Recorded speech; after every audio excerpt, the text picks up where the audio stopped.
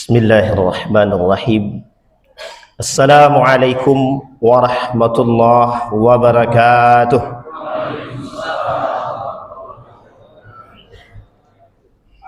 Allahu Akbar. Allahu Akbar.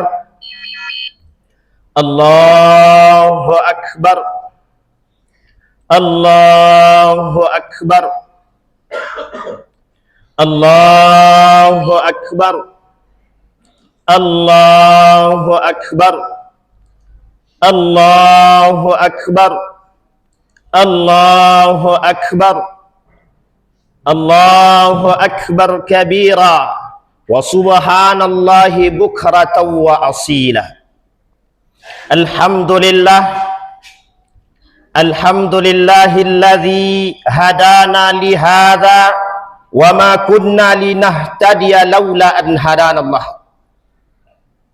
Ashhadu an la ilaha illallah wahdahu la syarika lah wa ashhadu anna Muhammadan abduhu wa rasuluh la nabiyya ba'd. Allahumma salli wa sallim wa barik ala hadha an-nabiyyil karim. Allahumma salli ala Muhammad wa ala ali Muhammad fil alamin innaka Hamidum Majid. Usikum wa iyaya nafsi bitaqwallah faqad fazal muttaqun. Ittaqullaha haqqa tuqatih wa la tamutunna illa wa antum muslimun. Innallaha wa malaikatahu yusalluna 'alan nabi. Ya ayyuhalladzina amanu sallu 'alaihi wa sallimu taslima. Wa qala Allah ta'ala ya ayyuhan nasu ittaqu rabbakum alladzi khalaqakum min nafsin wahidah wa khalaqa minha zawjaha wa batha minhuma rijalan katsiran wa nisaa'a wattaqullaha alladzi tasaaluna bihi wal arham innallaha kana 'alaikum raqiba. Wa qala Allah ta'ala ya ayyuhalladzina amanu ittaqullaha wa qulu qawlan sadida yuslih lakum a'malakum wa yaghfir lakum dhunubakum wa man yuti'illaha wa rasulahu faqad faza fawzan 'azima. Wa qala Allah ta'ala wa'tasimu bihablillahi jami'a wa la tafarraqu. Wa qala Allah ta'ala wa'budullaha wa la tusyriku bihi syai'a. Wa qala an-nabi sallallahu alaihi wasallam falamma dakhala an-nabi sallallahu alaihi wasallam ala Zainab binti Jahsh wa qala la ilaha illallah faqalat ma balu ya Rasulullah faqala wailun lil arabi syarrun qad iqtaraba. Sadaqallah. Ma'asyiral muslimin rahimakumullah. Puji syukur kehadirat Allah dengan mengucapkan alhamdulillahi rabbil alamin. Berselawat kepada Nabi dengan mengucapkan Allahumma salli ala Muhammad wa ala ali Muhammad fil alamin innaka Hamidum Majid. Di hari yang penuh berkah, di hari yang penuh dengan kemenangan, ribuan bahkan jutaan umat muslim datang untuk liyukabbirullaha ala ma hadakum, bertakbir, mengagungkan asma Allah, memuji Allah, memuji akan keesaan Allah, kebesaran Allah Maha Agung, yang memberikan nikmat, yang memberikan kekuatan. Pada saatnya di bulan suci Ramadan banyak kejadian-kejadian besar yang memang kejadian-kejadian tersebut memberikan keteguhan iman kepada orang-orang yang beriman. Sebutlah salah satunya ketika Allah mengatakan yaumal taqal jam'an, ketika bertemunya dua kelompok besar di bulan suci Ramadan, antara kelompok kafir dengan kelompok orang-orang beriman, yang ketika itu Allah sebut sebagai Yaumal Furqan, hari pembeda antara yang hak dan yang batil. Pada saat itu juga disepakati oleh para ulama bahwa sesungguhnya ketika itu terjadi, ada pujian, ada kebahagiaan, ada hadiah yang Allah berikan bagi mereka yang masuk, yang ikut dalam pertempuran yang terjadi di bulan suci Ramadan. Sebutlah perang tersebut perang Badar, yang kelak menjadi disepakati oleh para ulama sebab turunnya ayat Al-Quran. Ketika Al-Quran turun di bulan suci Ramadan, diawali dengan kalimat Iqra. Mengapa Nabi tidak bisa membaca? Sampai 3 kali dalam riwayatnya dikatakan. Tetapi mengapa kemudian dikatakan Iqra bismi rabbikal ladzi khalaq? Tapi kemudian ketika Jibril mengatakan Iqra bismi rabbikal ladzi khalaq, bacalah dengan menyebut nama Tuhanmu, adalah isyarat bagi orang-orang beriman, isyarat bagi kita muslim, bahwa kecerdasan tidak terletak pada hanya di akal saja, tapi bagaimana diletakkan di dalam dada iman. Salah satu sumber yang terkuat, wattaqullaha wa yu'allimukumullah, bertakwalah, niscaya engkau akan dicerdaskan oleh Allah. Allah ajarkan, sama halnya ketika Allah mengajarkan Adam alaihissalam.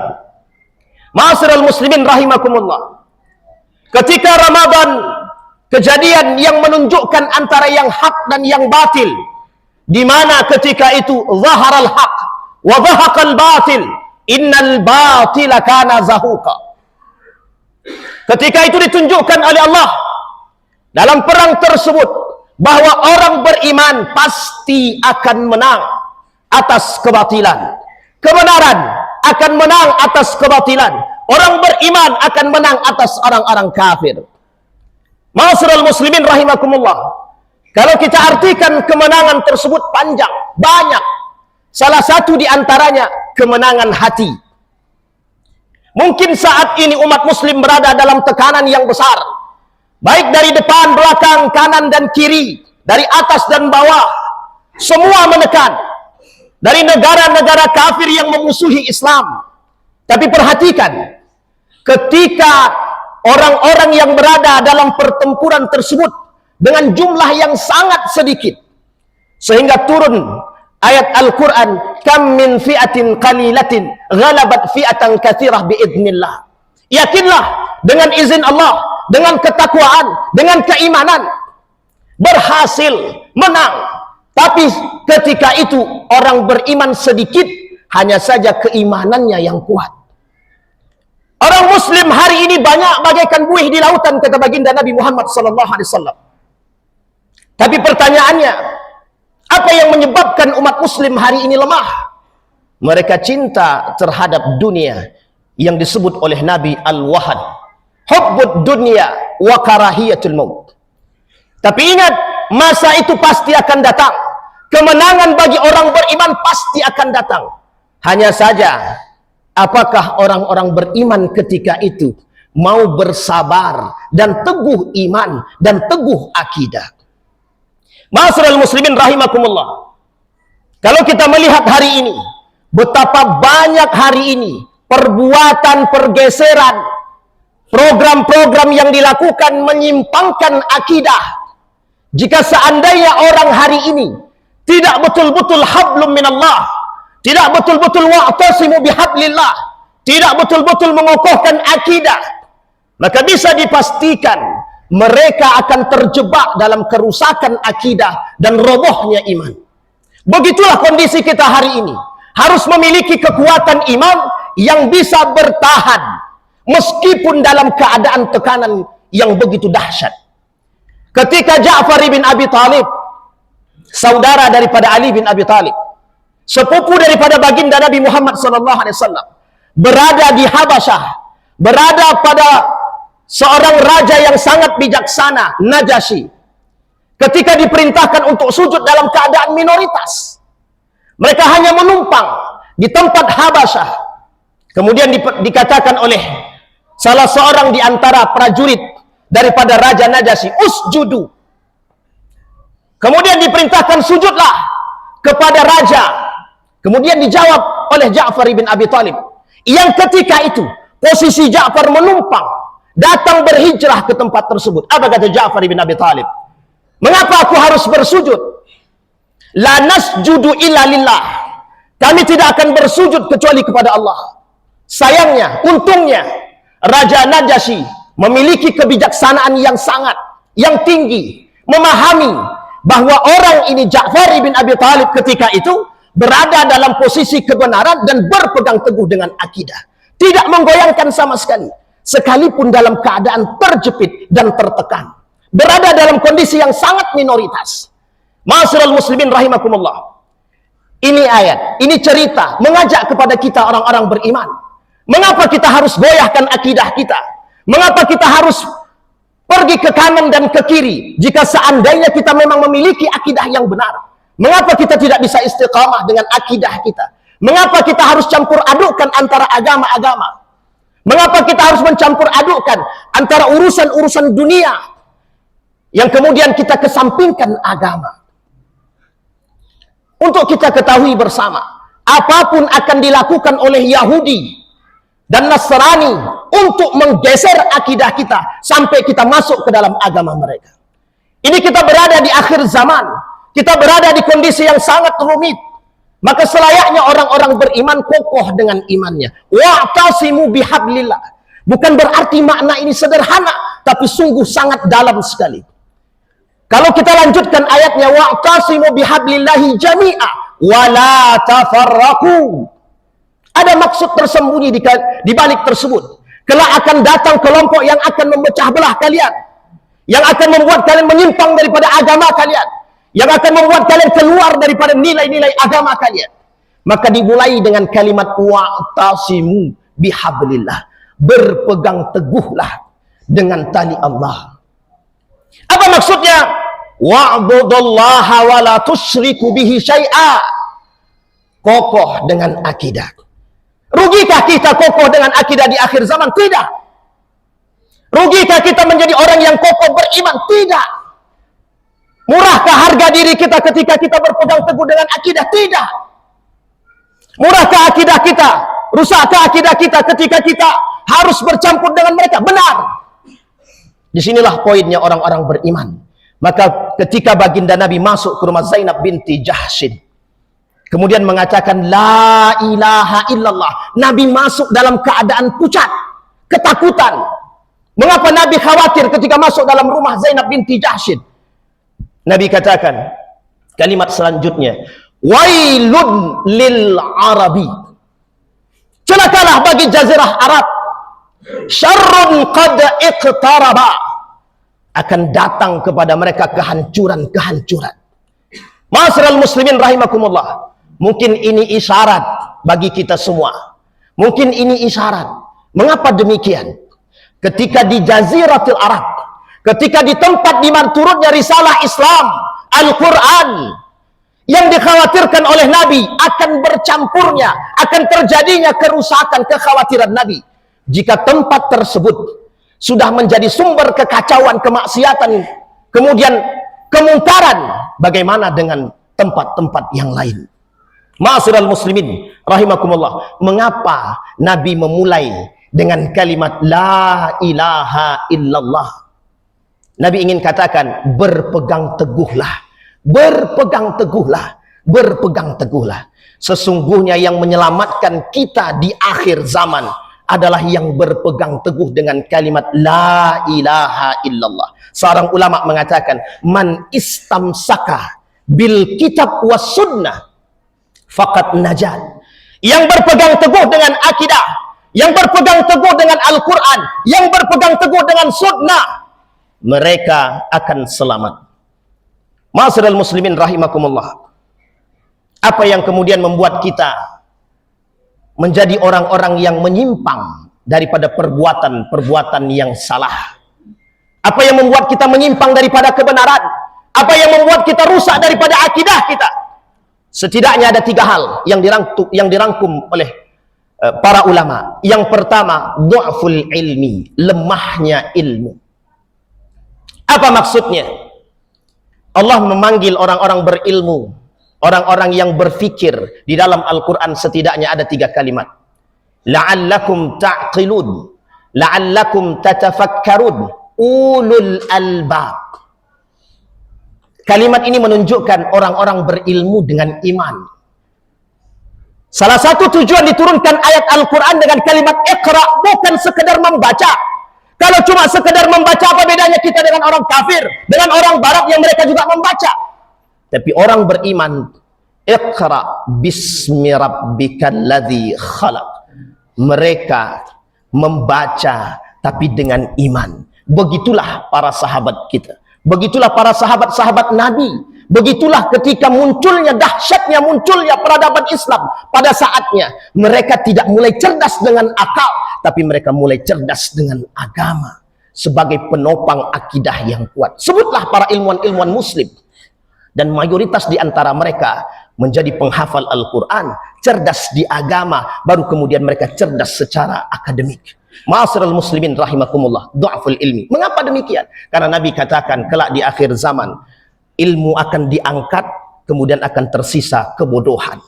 Na'udzubillah summa na'udzubillah. Ma'asyiral muslimin rahimakumullah. Yang kedua, Nabi mengatakan, ulama mengatakan, yang kedua, du'aful iman, lemahnya iman. Berpegang teguhlah dengan kitab was sunnah, berpegang teguhlah dengan Al-Quran dan hadis, yang kemudian menjadi sumber kekuatan orang-orang beriman. Yakinlah bahwa kemenangan bagi orang-orang muslim, orang-orang beriman pasti akan datang. Lebih baik kalah tapi selamat daripada menang tapi tersesat. Tidak ada pernyataan yang lain dalam kondisi seperti ini. Kita umat muslim akan terus mereka lakukan untuk menghancurkan dan menjauhkan kita daripada akidah yang benar. Tapi dengan catatan, kita orang beriman harus sadar, lebih baik kalah tapi selamat daripada kita menang tetapi kita kalah, kita tidak selamat. Yang ketiga, fanatisme, asabiyah. Asabiyah yang membuat orang menjadi sangat cinta terhadap salah satu di antaranya, sangat ketat, kuat, sehingga mohon maaf menghilangkan akal sehat. Nabi pernah berkata, ketika sahabat bertanya, alaisa ma'ana uquluna, bukankah ketika itu bersama kami ada akal kami? Bukankah ketika itu ada Al-Quran yang kami pegang? Kata Nabi, wa fikum kitabullah. Memang pada kalian ada kitabullah, Al-Quran. Alaisa ma'ana uquluna, bukankah bersama kami ada akal sehat kami? Kata Nabi, innahu tuntaza'u yawma dhatukumuz zaman. Kelak akal sehat kalian akan hilang secara perlahan oleh pertumbuhan zaman. Ma'asyiral muslimin rahimakumullah. Begitulah ketika 3 hal ini menjadi pegangan orang-orang beriman. Yang pertama, mereka berilmu. Yang kedua, mereka beriman.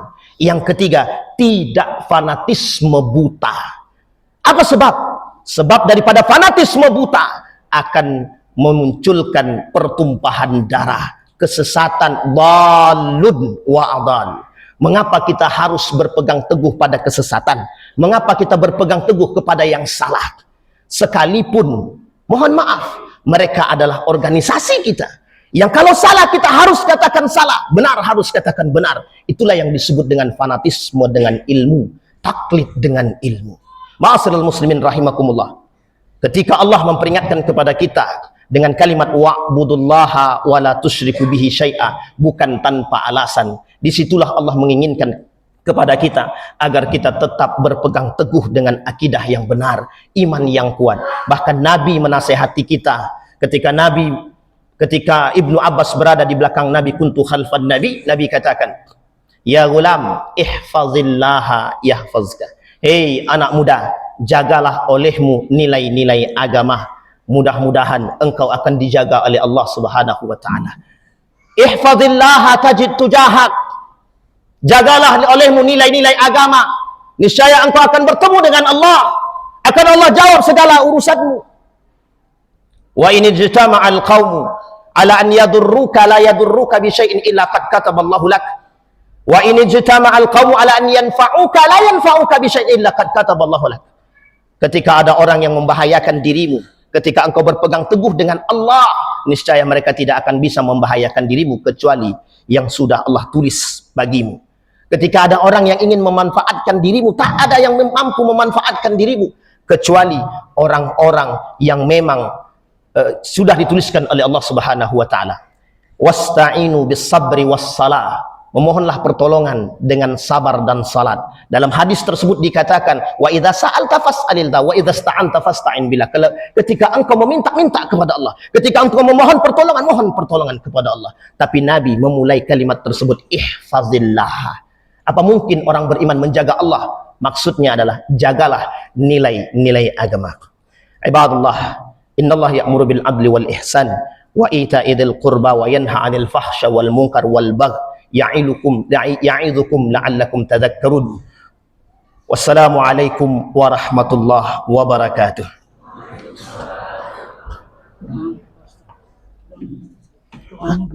Apa? Masyaallah. Bismillahirrahmanirrahim. Allahumma salli ala Muhammad wa ala ali Muhammad fil alamin innaka Hamidum Majid. Ittaqullaha haqqa tuqatih wa la tamutunna illa wa antum muslimun. Innallaha wa malaikatahu yusalluna 'alan nabi ya ayyuhalladzina amanu sallu 'alaihi wa sallimu taslima. Allahumma ighfir lil muslimina wal muslimat wal mu'minina wal mu'minat bi rahmatika ya dzal jalali wal ikram. Allahumma a'inna ala dzikrika wa syukrika wa husni ibadatik. Allahumma anfa'na bima 'allamtana warzuqna 'uluman tanfa'una fid dini wad dunya wal akhirah. Allahumma anfa'na bima 'allamtana. Allahumma anfa'na bima 'allamtana. Allahumma anfa'na bima 'allamtana. وارنا ما ينفعنا يا ذا الجلال والاكرام. اللهم انصر من نصر الدين واخذل من خذل المسلمين. اللهم انصر اخواننا المجاهدين في فلسطين وفي غزه وفي كل مكان. اللهم دمر اليهود. اللهم اهلك الكفره والمبتدعه والمشركين اعداءك اعداء الدين. اللهم ارنا الحق حقا وارزقنا اتباعه وارنا الباطل باطلا وارزقنا اجتنابه. اللهم اعز الاسلام والمسلمين. اللهم اعز الاسلام والمسلمين يا مجيب السائلين ويا قابل التائبين. اللهم اختمنا بالصالحين. اللهم اختمنا بالصالحين. اللهم اختمنا بالصالحين. ربنا هب لنا من ازواجنا وذرياتنا قرة اعين واجعلنا للمتقين اماما. ربنا آتنا في الدنيا حسنة وفي الآخرة حسنة وقنا عذاب النار. عباد الله إن الله يأمر بالعدل والإحسان وإيتاء ذي القربى وينهى عن الفحشاء والمنكر والبغي يعظكم لعلكم تذكرون. Assalamualaikum warahmatullahi wabarakatuh.